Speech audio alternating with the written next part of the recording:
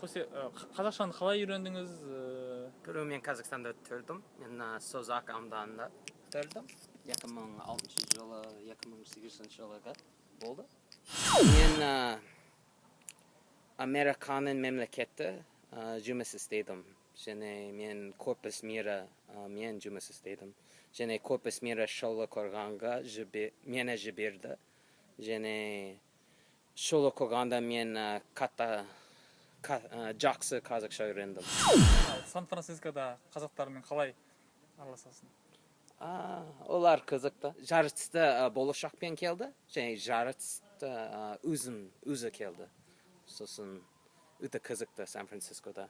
Себебі мүмкін егер қазақтар өзі келсе, мүмкін олар бай. Егер олар болашақпен келсе, олар өте ақылды шығар, білмеймін. Мүмкін менің ауылым сағынамын, бірақ Қазақстанда өте қиын маған, себебі мен орысша білмеймін. Менің ауылым жақсы, себебі олар тек қана қазақша сөйлейді. Бірақ егер мен басқа қала барсам, немесе басқа жерге, Қазақстан ішінде барсам, өмір өте қиын маған, себебі мен тек қана қазақша және ағылшынша білеймін. Білеймін. Көп өлеңдер білеймін. Мақыл, Теріскей айтам. Сосын Созақтанда тұрдым, сосын мен бұл өлеңі өте жақсы көремін. Сосын Теріскей. Байлығы жаққан жалпақ, жерге сыймай, кеудесіңе сыймай, жырға сыймай, дариға жырға сыймай ау.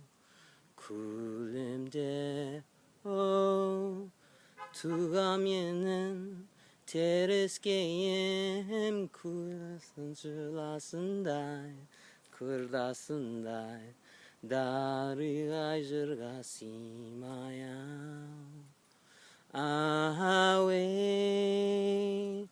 Теріскей айналайын, келбетінен, сен бізге ақ бесіксің, тебетілген ау.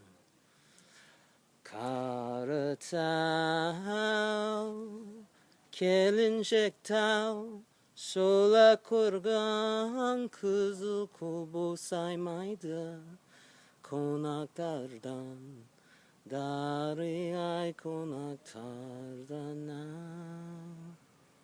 Болды. Ой, бәрекелді, рахмет.